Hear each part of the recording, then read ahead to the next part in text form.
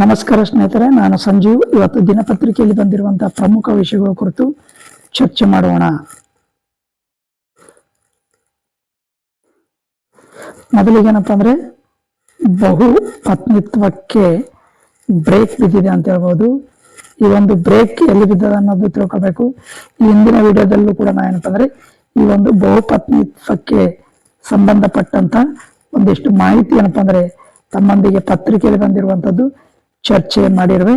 ಈಗ ಮತ್ತೊಮ್ಮೆ ಈ ಒಂದು ವಿಷಯ ಚರ್ಚೆಯಲ್ಲಿದೆ ಅಂತ ಹೇಳ್ಬೋದು. ಇದು ಬಹುಪತ್ನಿತ್ವಕ್ಕೆ ಬ್ರೇಕ್ ಅನ್ನೋ ಒಂದು ಕಾಯ್ದೆ ಜಾರಿಗೆ ತಂದಿದ್ದಾರೆ. ಅದರ ಜೊತೆಗೆ ಯೂನಿಫಾರ್ಮ್ ಸಿವಿಲ್ ಕೋಡ್ ಅಥವಾ ಕನ್ನಡದಲ್ಲಿ UCC ಹೆಜ್ಜೆ, ಈ ಕುರಿತು ಎರಡು ವಿಷಯಗಳು ಅಂತಂದ್ರೆ ಈ ಒಂದು ಇದರಲ್ಲಿ ನಾವು ನೋಡಬಹುದಾಗಿದೆ ಅಂತ ಹೇಳ್ಬೋದು. ಇನ್ನು ಇದು ಬಹುಪತ್ನಿತ್ವ ಒಂದು ನಿಷೇಧಿಸುವಂತ ಕಾಯ್ದೆಯನ್ನು ಅಂಗೀಕರಿಸಿದ ಯಾವ ರಾಜ್ಯ ಅಂದ್ರೆ ಅದು ಅಸ್ಸಾಂ ರಾಜ್ಯ ಅಂತ ಹೇಳ್ಬೋದು. ಈ ಒಂದು ಅಸ್ಸಾಂ ರಾಜ್ಯ ಈ ಒಂದು ಬಹುಪತ್ನಿತ್ವ ನಿಷೇಧಿಸುವಂತ ಮಸೂದೆ ಏನಪ್ಪ ಅಂದ್ರೆ ಅಸ್ಸಾಂನಲ್ಲಿ ಏನಪ್ಪ ಅಂದ್ರೆ ಅಸ್ಸಾಂ ಸರ್ಕಾರ ಏನಪ್ಪ ಅಂದ್ರೆ ಈ ಒಂದು ಕಾಯ್ದೆಯನ್ನು ಜಾರಿಗೆ ತಂದಿದೆ ಅಂತ ಹೇಳ್ಬೋದು. ಅದು ಇನ್ನು ಅಂಕಿತ ಬೀಳೋದಷ್ಟೇ ಬಾಕಿ ಇದೆ. ಇನ್ನು ಇದರ ಜೊತೆಗೆ ಮುಂಬರುವಂತ ದಿನಗಳಲ್ಲಿ UCC ಅಥವಾ ಏಕರೂಪ ನಾಗರಿಕ ಸಮಿತಿ ಕೂಡ ಏನಪ್ಪ ಅಂದ್ರೆ ಜಾರಿಗೆ ತರುವಂತ ಒಂದು ಉದ್ದೇಶವನ್ನು ಇಟ್ಟುಕೊಂಡಿದೆ. ಮುಂಬರುವ 2026ರಲ್ಲಿ ಈ ಒಂದು ಅಸ್ಸಾಂನಲ್ಲಿ ಚುನಾವಣೆ ನಡೆಯಲಿದೆ. ಆ ಒಂದು ಹಿನ್ನೆಲೆಯಲ್ಲಿ ಚುನಾವಣೆಯಲ್ಲಿ ಗೆದ್ದರೆ ಮುಂಬರುವಂತ ದಿನಗಳಲ್ಲಿ ಇದು UCC ಜಾರಿಗೊಳಿಸುವುದಾಗಿ ಅಲ್ಲಿನ ಅಸ್ಸಾಂನ ಒಂದು ಸರ್ಕಾರ ಮಾಹಿತಿ ನೀಡಿದೆ ಅಂತ ಹೇಳ್ಬೋದು. ಈಗ ಅಲ್ಲಿ ಏನಪ್ಪಾ ಅಂದ್ರೆ ಬಹುಪತ್ನಿತ್ವ ನಿಷೇಧಿಸುವಂತ ಒಂದು ಕಾಯ್ದೆ ಏನಪ್ಪಾ ಅಂದ್ರೆ ಜಾರಿಗೆ ಗೊಳಿಸಿದಂತೆ ಹೇಳ್ಬೋದು. ಅದು ಅಲ್ಲಿನ ರಾಜ್ಯಪಾಲರ ಅಂಕಿತ ಬೀಳದಷ್ಟೇ ಬಾಕಿ ಇದೆ ಅಂತ ಹೇಳ್ಬೋದು. ಇನ್ನು ಈ ಒಂದು ಯೂನಿಫಾರ್ಮ್ ಸಿವಿಲ್ ಕೋಡ್ ಎಲ್ಲಿ ಅದಪ್ಪ ಅಂದ್ರೆ ಪ್ರಸ್ತುತವಾಗಿ ಇದು ಉತ್ತರಾಖಂಡ ರಾಜ್ಯದಲ್ಲಿ ಮಾತ್ರ ಏನಪ್ಪಾ ಅಂದ್ರೆ ಜಾರಿಯಲ್ಲಿದೆ ಅಂತ ಹೇಳ್ಬೋದು. ಇದು ಯೂನಿಫಾರ್ಮ್ ಸಿವಿಲ್ ಕೋಡ್ ಅನ್ನೋದು ಉತ್ತರಾಖಂಡ ರಾಜ್ಯದಲ್ಲಿ, ದೇಶದಲ್ಲಿ 28 ರಾಜ್ಯಗಳು 8 ಕೇಂದ್ರಾಡಳಿತ ಪ್ರದೇಶಗಳಲ್ಲಿ ಕೇವಲ ಪ್ರಸ್ತುತವಾಗಿ ಉತ್ತರಾಖಂಡದಲ್ಲಿ ಮಾತ್ರ ಏನಪ್ಪ ಅಂದ್ರೆ ಇದು ಜಾರಿಯಲ್ಲಿದೆ ಅಂತ ಹೇಳ್ಬೋದು. ಅಸ್ಸಾಂನಲ್ಲಿ ಈ ಆದಿ ಸುಗಮ ಏನಲ್ಲ, ಅಂದ್ರೆ ಇದು ಜಾರಿ ತರೋದು ಅಷ್ಟು ಈಜಿ ಅಲ್ಲ ಅಂತ ಹೇಳ್ಬೋದು. ಇನ್ನು ಅಸ್ಸಾಂನಲ್ಲಿ ಬಹುಪತ್ನಿತ್ವ ನಿಷೇಧ ಕಾಯ್ದೆ 2025 ಇದು ನವೆಂಬರ್ 27ರಂದು ಅಂಗೀಕರಿಸಲ್ಪಟ್ಟಿದೆ ಅಂತ ಹೇಳ್ಬೋದು. ಅಂದ್ರೆ ಇಲ್ಲಿ 3 ದಿನಗಳ ಹಿಂದೆ ಏನಪ್ಪಾ ಅಂದ್ರೆ ನವೆಂಬರ್ 27 ತಾರೀಕು ಏನಪ್ಪಾ ಅಂದ್ರೆ ಈ ಒಂದು ಅಸ್ಸಾಂನಲ್ಲಿ ಬಹುಪತ್ನಿತ್ವ ನಿಷೇಧ ಕಾಯ್ದೆ ಏನಪ್ಪಾ ಅಂದ್ರೆ 2025 ಜಾರಿಗೆ ಬಂದಿದೆ ಅಂತ ಹೇಳ್ಬೋದು. ರಾಜ್ಯಪಾಲರ ಅಂಕಿತ ಬಳಿಕ ಕಾನೂನಾಗಿ ಜಾರಿಗೊಳ್ಳಲಿದೆ. ಅಂದ್ರೆ ಅಲ್ಲಿನ ರಾಜ್ಯಪಾಲರು ಈ ಒಂದು ಅಂಕಿತಕ್ಕೆ ಸಹಿ ಮಾಡಿದ್ರ ಅಂದ್ರೆ ಅದು ಕಾನೂನಾಗಿ ಏನಪ್ಪಾ ಅಂದ್ರೆ ಜಾರಿಗೆ ಬರ್ತದೆ ಅಂತ ಹೇಳ್ಬೋದು. ಅಲ್ಲಿ ಬಹುಪತ್ನಿತ್ವವನ್ನು ಅಪರಾಧ ಎಂದು ಪರಿಗಣಿಸಲಾಗ್ತದೆ ಅಂತ ಹೇಳ್ಬೋದು. ಅದರ ಜೊತೆಗೆ ಗರಿಷ್ಠ 10 ವರ್ಷಗಳ ಕಾಲ ಜೈಲು ಶಿಕ್ಷೆ ವಿಧಿಸುವಂತ ಅವಕಾಶವನ್ನು ಈ ಮಸೂದೆಯಲ್ಲಿದೆ ಅಂತ ಹೇಳ್ಬೋದು. ಈ ಒಂದು ಮಸೂದೆ ಏನಪ್ಪಾ ಅಂದ್ರೆ 10 ವರ್ಷಗಳ ಕಾಲ ಈ ಮಸೂದೆಯಲ್ಲಿ ಜೈಲು ವಿಧಿಸುವಂತ ಒಂದು ಅವಕಾಶ ಇದೆ. ಅಂದ್ರೆ ಏನಪ್ಪಾ ಅಂದ್ರೆ ಅಲ್ಲಿ ಬಹುಪತ್ನಿತ್ವ ಅನ್ನುವುದು ಅಂದ್ರೆ ಒಬ್ಬ ವ್ಯಕ್ತಿ ಒಬ್ಬ ಮಹಿಳೆಯನ್ನು ಮದುವೆ ಆಗುವುದು ಇರಬೇಕು. ಅದನ್ನು ಬಿಟ್ಟು ಮರು ಮದುವೆ ಆದರೆ ಅಂಥದ್ದು ಅಪರಾಧ ಎಂದು ಅಲ್ಲಿ ಅಸ್ಸಾಂನಲ್ಲಿ ಪರಿಗಣಿಸಿ ಗರಿಷ್ಠ 10 ವರ್ಷಗಳ ಕಾಲ ಅಂತಂದ್ರೆ ಜೈಲು ಶಿಕ್ಷೆ ವಿಧಿಸಲಾಗ್ತದೆ ಅಂತ ಹೇಳ್ಬೋದು. ಈ ಒಂದು ಮಸೂದೆಯಲ್ಲಿ ಅವಕಾಶ ಕಲ್ಪಿಸಲಾಗಿದೆ ಅಂತ ಹೇಳ್ಬೋದು. ಇನ್ನು ಪರಿಶಿಷ್ಟ ಪಂಗಡ ST ಸಂವಿಧಾನದ 6ನೇ ಪರಿಚ್ಛೇದದ ಅಡಿಯಲ್ಲಿ, ಇದು ಬಹಳ ಇಂಪಾರ್ಟೆಂಟು, ಸಂವಿಧಾನದ ಪರಿಶಿಷ್ಟ ಪಂಗಡ ಸಂವಿಧಾನದ 6ನೇ ಪರಿಚ್ಛೇದದ ಅಡಿಯಲ್ಲಿ ಬರುವ ಪ್ರದೇಶಗಳನ್ನು ಮಸೂದೆಯಿಂದ ಹೊರಗಿಡಲಾಗಿದೆ. ಈ ಒಂದು ಸಂವಿಧಾನದಾಗ ಬರುವಂತ 6ನೇ ಶೆಡ್ಯೂಲ್ ಅಂತ ಕರಿತೀವಿ. ಈ ಶೆಡ್ಯೂಲ್ನಲ್ಲಿ ಬರುವಂತ ಪ್ರದೇಶಗಳನ್ನು ಈ ಮಸೂದೆಯಿಂದ ಹೊರಗಿಡಲಾಗಿದೆ ಅಂತ ಹೇಳ್ಬೋದು.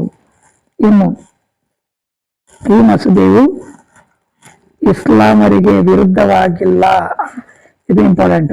ಈ ಮಸೂದೆ ಏನಪ್ಪಾ ಅಂದ್ರೆ ಮುಸ್ಲಿಂ ಅಥವಾ ಇಸ್ಲಾಮಿಕ್ ಧರ್ಮಕ್ಕೆ ಏನಪ್ಪಾ ಅಂದ್ರೆ ವಿರುದ್ಧವಾಗಿಲ್ಲ ಅಂತ ಸ್ಪಷ್ಟಪಡಿಸುವ ಮೂಲಕ ಈ ಒಂದು ಆಸನ್ನ ಮುಖ್ಯಮಂತ್ರಿ ಯಾರಪ್ಪ ಅಂದ್ರೆ ಮುಖ್ಯಮಂತ್ರಿ ಹೇಮಂತ್ ಬಿಸ್ವ ಶರ್ಮಾ ಅನ್ನೋರು ಈ ಒಂದು ಆಸಾಂನ ಮುಖ್ಯಮಂತ್ರಿ ಆಗಿದ್ದಾರೆ.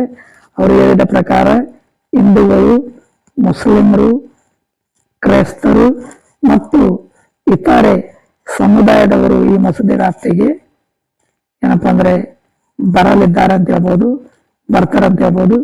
ಮುಖ್ಯವಾಗಿ ಬಹು ವಿವಾಹ ತಡೆಯಿಂದ ಅಂದ್ರೆ ಎರಡೆರಡು ಮೂರು ಮದುವೆ ಆಗುವುದನ್ನು ನಾವೇನಪ್ಪ ಅಂದ್ರೆ ಬಹು ವಿವಾಹ ಅಂತ ಕರಿತೀವಿ. ಅದನ್ನು ತಡೆಯುವ ಸಲುವಾಗಿ ಮಹಿಳೆಯರ ಸಬಲೀಕರಣ ಸಾಧ್ಯವಾಗಲಿದೆ ಅಂತ ಹೇಳ್ಬೋದು. ಅವರ ಹಕ್ಕುಗಳ ರಕ್ಷಣೆ ಆಗಲಿದೆ ಅಂತ ಹೇಳ್ಬೋದು. ಅಂದ್ರೆ ಮಹಿಳೆಯರ ಹಕ್ಕುಗಳ ರಕ್ಷಣೆ ಆಗ್ತದ, ಮಹಿಳೆಯರ ಸಬಲೀಕರಣ ಸಾಧ್ಯ ಆಗ್ತದ ಈ ಒಂದು ಬಹುಪತ್ನಿತ್ವ ನಿಷೇಧ ಮಾಡುವುದರಿಂದ ಅಥವಾ ತಡೆಯುವುದರಿಂದ ಅಂತ ಹೇಳ್ಬೋದು. ಲವ್ ಜಿಹಾದ್ ಅನ್ನು ಕೂಡ ರಾಜ್ಯದಲ್ಲಿ ಶೀಘ್ರವೇ ನಿಷೇಧಿಸುವುದಾಗಿ ಹೇಳಿದ್ದಾರೆ. ಅಂದ್ರೆ ನಿಷೇಧ ಜಾರಿಗೆ ತರುವುದಾಗಿ ಅಲ್ಲಿನ ಮುಖ್ಯಮಂತ್ರಿ ಹೇಳಿದ್ದಾರೆ ಅಂತ ಹೇಳ್ಬೋದು. ಇನ್ನು ಮುಂದಿನ ವರ್ಷ UCC ಜಾರಿ ತರುವಾಗಿ ಹೇಳಲಾಗಿದೆ ಅಂತ ಹೇಳ್ಬೋದು. ಅಸ್ಸಾಂನ ವಿಧಾನಸಭೆಗೆ 2025ರಲ್ಲಿ ಚುನಾವಣೆ ನಡೆಯಲಿದೆ ಅಂತ ಹೇಳ್ಬೋದು. ಮುಂದಿನ ವರ್ಷ ವಿಧಾನಸಭೆ ಚುನಾವಣೆ ಗೆದ್ದು ಮತ್ತೆ ಮುಖ್ಯಮಂತ್ರಿ ಆದರೆ ಯಾರು? ಈ ಒಂದು ಅಸ್ಸಾಂನ ಮುಖ್ಯಮಂತ್ರಿ ಹೇಮಂತ್ ಬಿಸ್ವ ಶರ್ಮಾ ಅನ್ನೋರು ಮುಖ್ಯಮಂತ್ರಿ ಆದ್ರೆ ಹೊಸ ಸರ್ಕಾರದ ಮೊದಲ ಅಧಿವೇಶನದಲ್ಲಿ ಈ ಒಂದು UCC ಏಕರೂಪ ನಾಗರಿಕ ಸಂಹಿತೆ ಮಸೂದೆ ಅಂಗೀಕಾರ ಪಡೆಯುವುದಾಗಿ CM ತಿಳಿಸಿದ್ದಾರೆ ಅಂತ ಹೇಳ್ಬೋದು.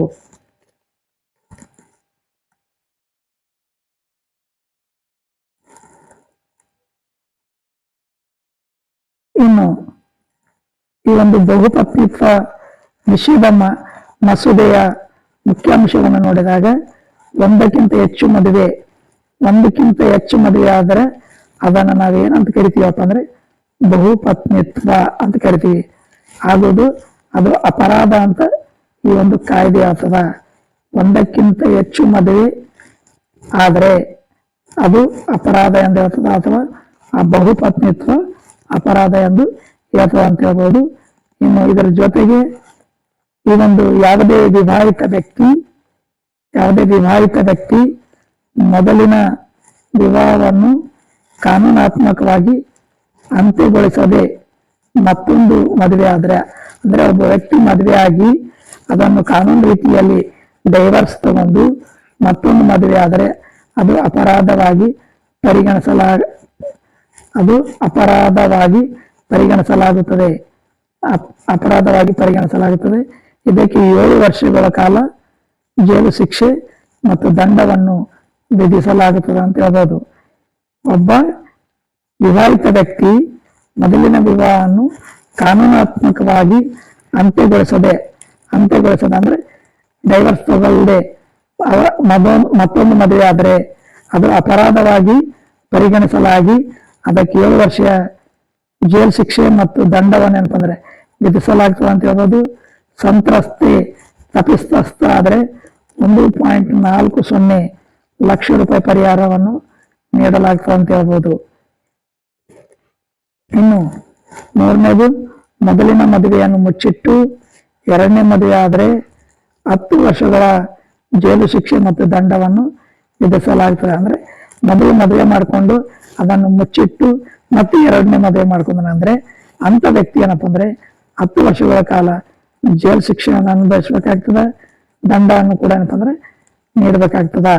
ಇನ್ನು ಬಹು ವಿವಾಹವನ್ನು ಪ್ರೋತ್ಸಾಹಿಸುವಂತ ಅಂದ್ರೆ 2ನೇ ಮದುವೆಗೆ ಏನಪ್ಪ ಅಂದ್ರೆ ಸಹಕಾರ ನೀಡುವಂತ ಅಥವಾ ಪ್ರೋತ್ಸಾಹ ಮಾಡುವಂತ ಮಾಹಿತಿಯನ್ನು ಅಡಗಿಸುವಂತ ವ್ಯಕ್ತಿಗೆ ತಲಾ 2 ವರ್ಷಗಳ ಜೈಲು ಶಿಕ್ಷೆ ಮತ್ತು 1 ಲಕ್ಷ ರೂಪಾಯಿ ದಂಡ ಏನಪ್ಪಾ ಅಂದ್ರೆ ವಿಧಿಸಲಾಗ್ತದೆ ಅಂತ ಹೇಳ್ಬೋದು.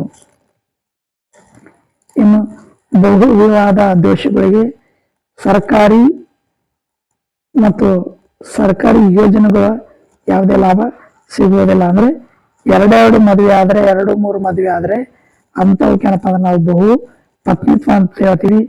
ಅಂತ ದೋಷಿಗಳಿಗೆ ಆರೋಪಿಗಳಿಗೆ ಸರ್ಕಾರಿ ನೌಕರಿಯಲ್ಲಿ ಆಗಲಿ ಸರ್ಕಾರಿ ಯೋಜನೆಗಳಲ್ಲಿ ಯಾವುದೇ ರೀತಿಯಾದಂಥ ಲಾಭ ಅಥವಾ ಪ್ರಾಫಿಟ್ ಅನ್ನು ಅವರಿಗೆ ಸಿಗುವುದಿಲ್ಲ ಅಂತ ಹೇಳ್ಬೋದು.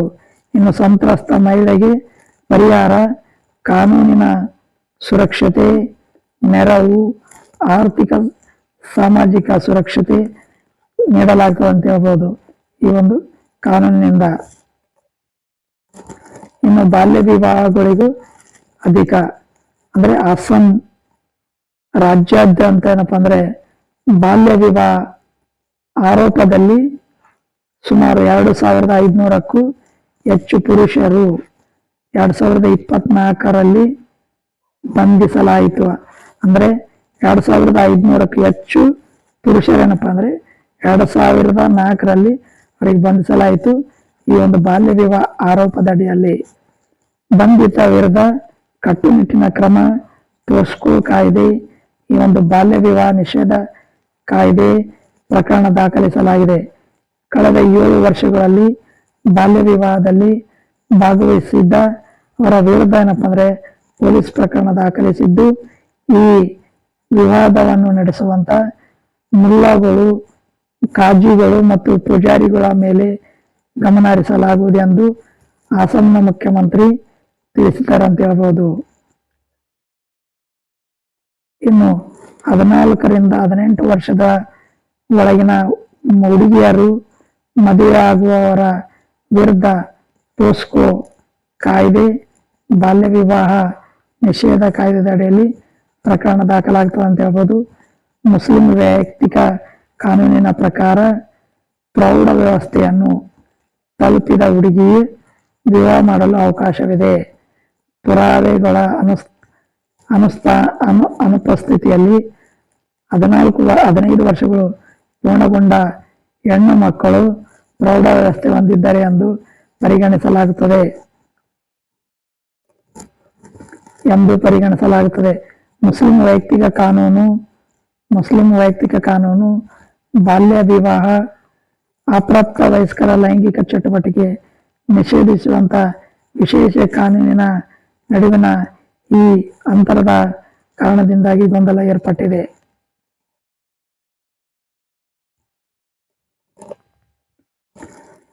ಉತ್ತರಾಖಂಡ್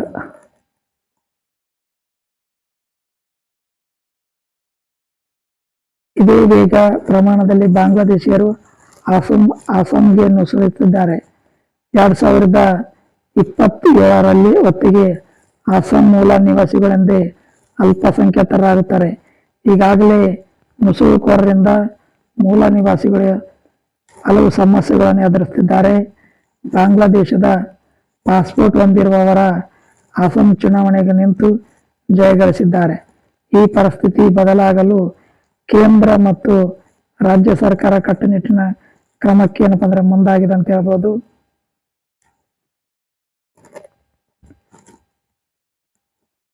ಇದು ಅಸ್ಸಾಂನಲ್ಲಿ ಬಾಂಗ್ಲಾದೇಶೀಯ ನುಸುಳುಕೋರರ ಹಕೀಕತ್ ಅರಿಯುವ ನಿಟ್ಟಿನಲ್ಲಿ ಸುಪ್ರೀಂ ಕೋರ್ಟ್ ನೇಮಿಸಿದಂತ ಒಂದು ಆಯೋಗ, ಸದಸ್ಯ ಆಯೋಗ 2025ರಲ್ಲಿ ಅಕ್ಟೋಬರ್ 5ರಂದು 1 ದಶಕದ ಹಿಂದೆ ನಡೆದ ವರದಿ ಮುಖ್ಯಾಂಶಗಳನ್ನು ಸುಪ್ರೀಂ ಕೋರ್ಟ್ನ ಖ್ಯಾತ ನ್ಯಾಯವಾದಿಗಳು ಉಪನಾಮವನ್ನು ಹಜಾರಿಕಾ ಅವರ ಸದಸ್ಯ ಆಯೋಗವು ನುಸುಳುಕೋರರ ತಡೆಯಲು ಅಗತ್ಯ ಕ್ರಮ ಕೈಗೊಳ್ಳುವಂತೆ ಸೂಚಿಸಿತ್ತು. ಯುಸಿಸಿ ಕುರಿತು ಹೇಳಿದ್ದೇನು ಅಂದ್ರೆ ಸುಪ್ರೀಂ ಕೋರ್ಟ್ ವಿವಿಧ ತೀರ್ಪುಗಳಲ್ಲಿ ಏಕರೂಪ ನಾಗರಿಕ ಸಮಿತಿಯನ್ನು ಯುಸಿಸಿ ಅನುಷ್ಠಾನಕ್ಕೆ ಕರೆ ನೀಡಿದೆ. 1985ರಲ್ಲಿ ಮೊಹಮ್ಮದ್ ಅಹಮದ್ ಖಾನ್ ವಿರುದ್ಧ ಶಾ ಬಾನು ಬೇಗಂ ಪ್ರಕರಣದ ವಿಚಲಿತ ಮುಸ್ಲಿಂ ಮಹಿಳೆ ಮಾಜಿ ಪತಿಯಿಂದ ಜೀವನಾಂಶಕ್ಕೆ ಒತ್ತಾಯಿಸಿದರು. ಈ ಪ್ರಕರಣದಲ್ಲಿ ಕ್ರಿಮಿನಲ್ ಪ್ರೊಸೀಜರ್ ಕೋಡ್, ಅಪರಾಧ ದಂಡ ಸಂಹಿತೆ ಒತ್ತು ನೀಡಬೇಕು ಅಥವಾ ಮುಸ್ಲಿಂ ವೈಯಕ್ತಿಕ ಕಾನೂನಿಗೆ ಮಹತ್ವ ನೀಡಬೇಕು ಎಂದು ನಿರ್ಧರಿಸುವ ಸಂದರ್ಭದಲ್ಲಿ ಈ ಒಂದು ಸುಪ್ರೀಂ ಕೋರ್ಟ್ UCC ಅನುಷ್ಠಾನದ ಪರ ನಿಂತಿತ್ತು. 1995ರಲ್ಲಿ ಸರಳ ಮುದ್ಗಲ್ ಪ್ರಕರಣ ತೀರ್ಪಿನಲ್ಲಿ ಮತ್ತು ಪಾಲೋ ಕೌಟಿನ್ಯೋ ವಿರುದ್ಧ ಮರಿಯಾ ಲೂಯಿಜಾ ವೆಂಟೆನೋ ಪೆರೇರಾ ಪ್ರಕರಣದಲ್ಲಿ 2019ರಲ್ಲಿ UCC ಅನ್ನು ಜಾರಿಗೆ ತರಲಾಯಿತು ಅಂತ ನ್ಯಾಯಾಲಯ ಹೇಳ್ತು. ಇನ್ನು ಉತ್ತರಾಖಂಡ್ ದೇಶದಲ್ಲಿ ಏನಪ್ಪ ಅಂದ್ರೆ ಮೊದಲ ರಾಜ್ಯ ಅಂತ ಹೇಳ್ಬೋದು ಈ ಒಂದು UCC ಜಾರಿಗೊಳಿಸಿದಂಥದ್ದು. ದೇಶಾದ್ಯಂತ UCC ಜಾರಿ ಇನ್ನೂ ಸವಾಲಾಗಿ ಹೋದರೂ ಉತ್ತರಾಖಂಡ್ ಏಕರೂಪ ನಾಗರಿಕ ಸಮಿತಿ ಜಾರಿಗೊಳಿಸಿದ್ದಂತ ಮೊದಲ ರಾಜ್ಯ ಎಂಬ ಹೆಗ್ಗಳಿಕೆಗೆ ಪಾತ್ರವಾಗಿದೆ ಅಂತ ಹೇಳ್ಬೋದು. ಇನ್ನು 2024ರಲ್ಲಿ ಫೆಬ್ರವರಿಯಲ್ಲಿ UCC ಜಾರಿಯಾಗಿದೆ ಅಂತ ಹೇಳ್ಬೋದು. ಅಂದ್ರೆ 1 ವರ್ಷದ ಹಿಂದೆ ಅಲ್ಲಿನ ಮುಖ್ಯಮಂತ್ರಿ ಯಾರಪ್ಪ ಅಂದ್ರೆ ಪುಷ್ಪಕರ್ ಸಿಂಗ್ ಧಾಮಿ ಅವರು ಈ ಒಂದು ಉತ್ತರಾಖಂಡ್ ರಾಜ್ಯದ ಮುಖ್ಯಮಂತ್ರಿ ಆಗಿದ್ದಾರೆ ಅಂತ ಹೇಳ್ಬೋದು. ಇವರು 2024 ಫೆಬ್ರವರಿಯಲ್ಲಿ ಈ ಒಂದು UCC ಜಾರಿಗೆ ತಂದಿದ್ದಾರೆ ಅಂತ ಹೇಳ್ಬೋದು. UCC ಜಾರಿ ಬಳಿಕ ಕೆಲ ವರ್ಷಗಳಿಂದ ಹೇಳುತ್ತಲೇ ಇದ್ದರು ಆ ಭರವಸೆಯನ್ನು ಅವರು ಈಡೇರಿಸಿದ್ದಾರೆ. ವಿವಿಧ ಧರ್ಮಗಳ ವೈಯಕ್ತಿಕ ಕಾನೂನುಗಳಿಗೆ ತಿಲಾಂಜಲಿ ನೀಡಿದ್ದು ಮದುವೆ, ವಿಚ್ಛೇದನ, ಉತ್ತರಾಧಿಕಾರ, ಲಿವ್ ಇನ್ ರಿಲೇಷನ್ ಶಿಪ್ ಮುಂತಾದ ವಿಷಯಗಳಿಗೆ ಸಂಬಂಧಿಸಿದಂತೆ ಸಮಾನ ಕಾನೂನು ಇದಾಗಿದೆ ಅಂತ ಹೇಳ್ಬೋದು. 2024 ಫೆಬ್ರವರಿ 2ರಂದು ಸುಪ್ರೀಂ ಕೋರ್ಟ್ನ ನಿವೃತ್ತ ನ್ಯಾಯಮೂರ್ತಿ ರಂಜನ್ ಪ್ರಕಾಶ್ ದೇಸಾಯಿ ನೇತೃತ್ವದ 5 ಸದಸ್ಯರ ಸಮಿತಿಯು ಮುಖ್ಯಮಂತ್ರಿ ಈ ಒಂದು ಉತ್ತರಾಖಂಡದ ಮುಖ್ಯಮಂತ್ರಿ ಪುಷ್ಪಕರ್ ಸಿಂಗ್ ಧಾಮಿ ಅವರಿಗೆ 4 ಪುಟಗಳ 740 4 ಸಂಪುಟಗಳಲ್ಲಿ 740 ಪುಟಗಳನ್ನು ಒಳಗೊಂಡ ವರದಿ ಸಲ್ಲಿಸಿತಂತ ಹೇಳ್ಬೋದು. ಇನ್ನು ಹೇಗಿದೆ ಅಸ್ಸಾಂ?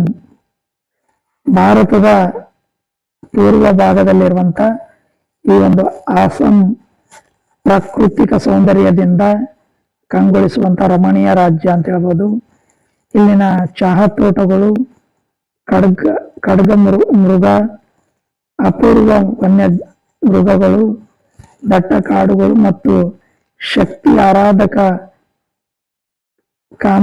ಕಾಮಾಖ್ಯ ಪೀಠದಿಂದ ಪರಿಚಿತ.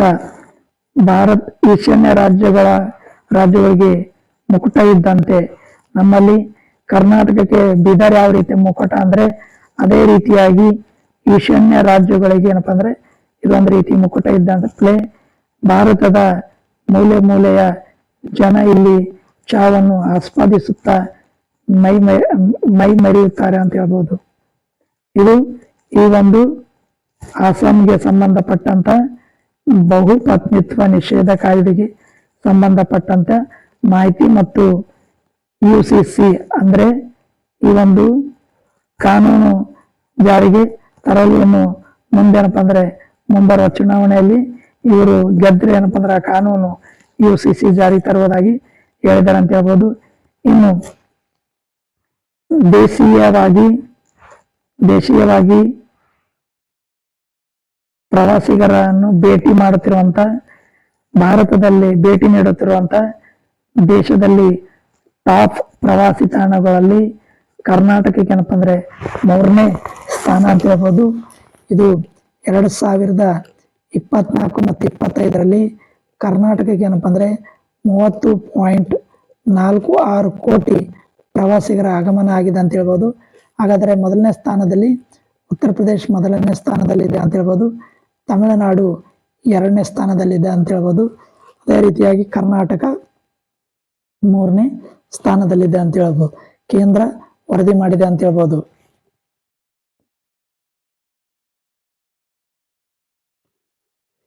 2025 ಮತ್ತು 26ನೇ ಸಾಲಿನಲ್ಲಿ ದೇಶೀಯವಾಗಿ ಪ್ರವಾಸಿಗರು ಅತಿ ಹೆಚ್ಚು ಭೇಟಿ ನೀಡಿದಂಥ ರಾಜ್ಯಗಳ ಪೈಕಿ ಕರ್ನಾಟಕ ರಾಜ್ಯ 3ನೇ ಸ್ಥಾನದಲ್ಲಿದೆ ಅಂತ ಈ ಒಂದು ಸರ್ಕಾರಿ ದತ್ತಾಂಶಗಳು ತಿಳಿಸಿವೆ ಅಂತ ಹೇಳ್ಬೋದು.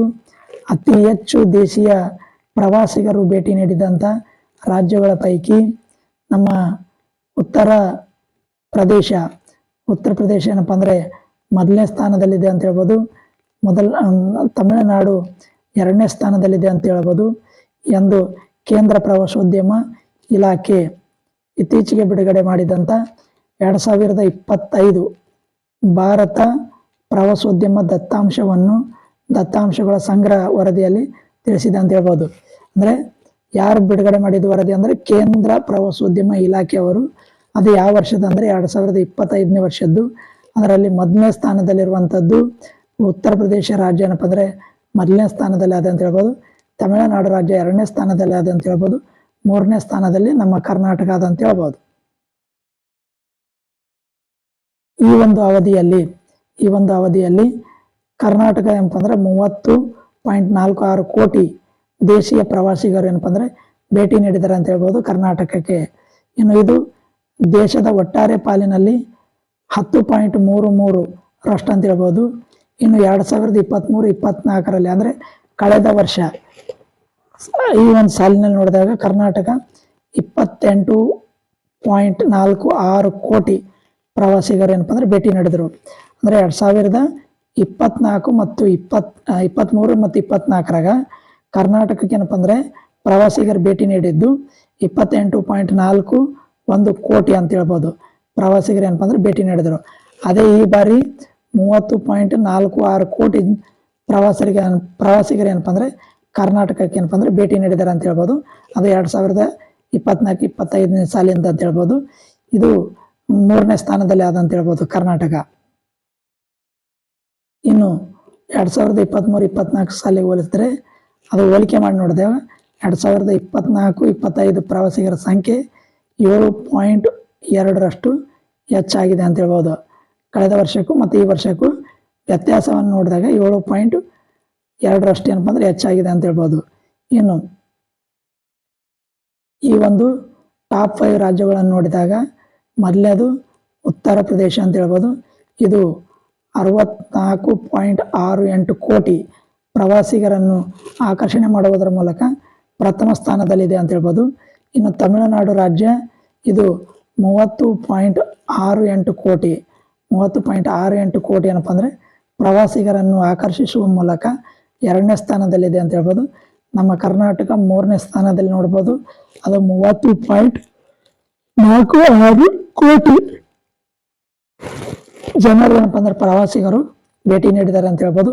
ಅದು 2023 ಮತ್ತು 24ರಾಗ ಮತ್ತು 2024 ಮತ್ತು 25ಕ್ಕೆ ವ್ಯತ್ಯಾಸವನ್ನು ನೋಡಿದಾಗ 7.2 ವ್ಯತ್ಯಾಸ ಉಂಟಾಗಿದೆ ಅಂತ ಹೇಳ್ಬೋದು. ಇದಿಷ್ಟು ಈ ಒಂದು ಪ್ರವಾಸಿಗರ ಸಂಖ್ಯೆ ಹೆಚ್ಚಾಗಿರುವಂಥ ಕುರಿತು. ಮಂಗಳನಲ್ಲಿ ಭೂಮಿ ಹೆಸರು ಇದು ಪ್ರಮುಖವಾಗಿರುವಂಥದ್ದು. ಇದರ ಜೊತೆಗೆ ನೌಕಾಪಡೆಗೆ ಸೇರ್ಪಡೆಯಾದಂಥ INS ತಾರಾಗಿರಿ ಇದು ಇತ್ತೀಚೆಗೆ ಈ ಒಂದು ನೌಕಾಪಡೆಗೆ ಸಂಬಂಧಪಟ್ಟಂಥ ಮಾಹಿತಿ ಏನಪ್ಪ ಅಂದ್ರೆ ತಮ್ಮೊಂದಿಗೆ ಚರ್ಚೆ ಮಾಡಿರುವೆ. ಈಗ ಇದೇ ನೌಕಾಪಡೆಗೆ ಮತ್ತೊಂದು ತಾರಾಗಿರಿ ಅನ್ನೋದೇನಪ್ಪ ಅಂದ್ರೆ ಸೇರ್ಪಡೆಯಾಗಿದೆ. ಈ ಹಿಂದಿನ ಒಂದು ವಿಡಿಯೋದಲ್ಲಿ ಮಾಯೆ ಅನ್ನೋ ಒಂದು ನೌಕಾಪಡೆ ಸೇರ್ಪಡೆಯಾಗಿತ್ತು. ಆ ಒಂದು ನೌಕಾಪಡೆ ಬಗ್ಗೆ ಏನಪ್ಪ ಅಂದ್ರೆ ಮಾಹಿತಿ ನೀಡಲಾಗಿತ್ತು. ಈಗ ತಾರಾಗಿರಿ ಅನ್ನೋದು ಒಂದು ಚರ್ಚೆಯಲ್ಲೇ ಇರುವಂಥ ವಿಷಯ.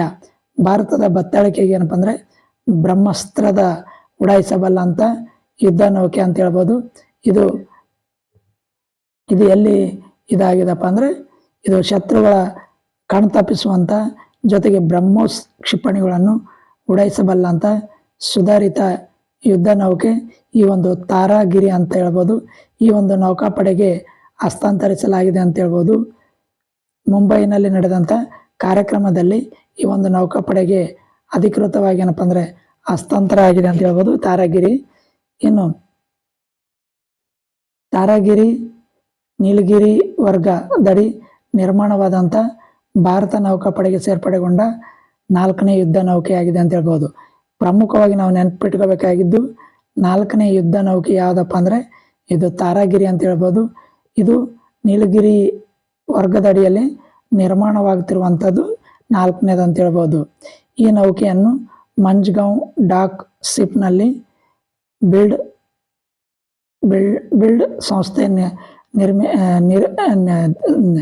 ಸಂಸ್ಥೆಯು ದೇಶೀಯವಾಗಿ ನಿರ್ಮಿಸಿದೆ ಅಂತ ಹೇಳ್ಬೋದು. ಇನ್ನು ಬ್ರಹ್ಮೋಸ್ ಜಲಾಂತರ್ಗಾಮಿ ನಿರೋಧಕಗಳನ್ನು ಸೇರಿ ವಿವಿಧ ಕ್ಷಿಪಣಿಗಳನ್ನು ಉಡಾಯಿಸಬಲ್ಲ ವ್ಯವಸ್ಥೆಯನ್ನು ಇದರಲ್ಲಿದೆ ಅಂತ ಹೇಳ್ಬೋದು.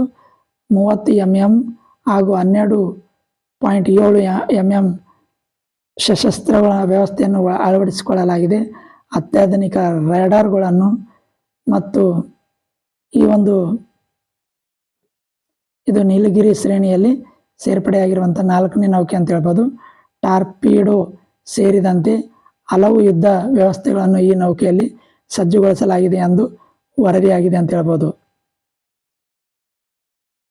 ಈ ಒಂದು ತಾರಾಗಿರಿ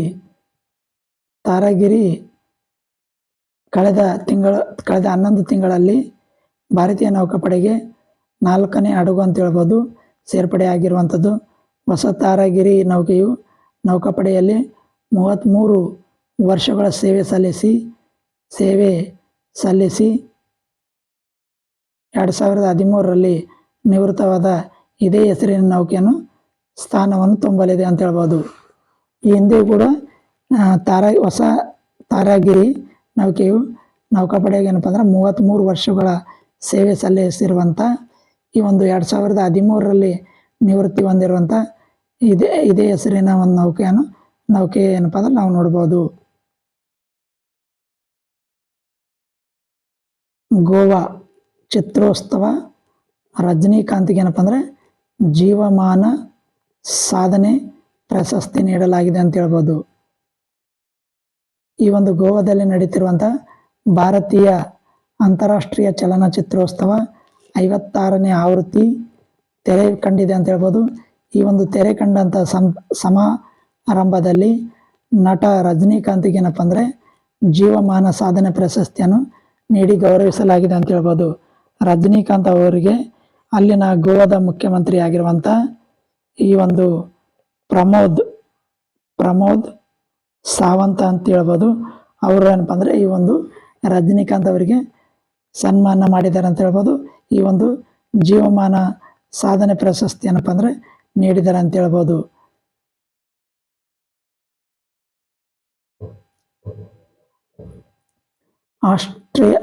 ಆಸ್ಟ್ರೇಲಿಯಾದ ಪ್ರಧಾನಿ ಅಲ್ಬಾನಿಸ್ ಅವರು ವಿವಾಹವಾಗಿದ್ದಾರೆ ಅಂತ ಹೇಳ್ಬೋದು. ಈ ಒಂದು ಆಸ್ಟ್ರೇಲಿಯಾದ ಪ್ರಧಾನಿ ಅಂತೋನಿಯೋ ಅಲ್ಬಾನಿಸ್ ತಮ್ಮ ದೀರ್ಘಕಾಲದ ಗೆಳತಿ ಜೊತೆಗೆ ಏನಪ್ಪ ಅಂದರೆ ಜೋದಿ ಐಡನ್ ಅವರನ್ನು ಶನಿವಾರ ಏನಪ್ಪ ಅಂದರೆ ವಿವಾಹವಾಗಿದ್ದಾರೆ ಅಂತ ಹೇಳ್ಬೋದು. 62 ವರ್ಷದ ಅಲ್ಬಾನಿಸ್ 46 ವರ್ಷದ ಐಡನ್ ಅವರೊಂದಿಗೆ ಏನಪ್ಪ ಅಂದರೆ ವಿವಾಹವಾಗಿದ್ದಾರೆ ಅಂತ ಹೇಳ್ಬೋದು. ಈ ಒಂದು ಆಸ್ಟ್ರೇಲಿಯಾದ ಪ್ರಧಾನಿ ಅಧಿಕೃತ ನಿವಾಸದಲ್ಲಿ ಲಾಡ್ಜ್ನಲ್ಲಿ ವೈವಾಹಿಕ ಜೀವನಕ್ಕೆ ಇವರು ಕಾಲಿರಿಸಿದ್ದಾರೆ ಅಂತ ಹೇಳ್ಬೋದು. ಇದು ಆಸ್ಟ್ರೇಲಿಯಾದ ಪ್ರಧಾನಿಯ ಕುರಿತು ವಿವಾಹದ ಕುರಿತು ಆಸ್ಟ್ರೇಲಿಯಾದ ಪ್ರಧಾನಿ ಅಲ್ಬಾನಿಸ್ ಅಂತ ಹೇಳ್ಬೋದು. ಪೂರ್ತಿ ಹೆಸರು ಈ ಒಂದು ಅಂತೋನಿಯೋ ಅಲ್ಬಾನಿಸ್ ಅಂತ ಹೇಳ್ಬೋದು.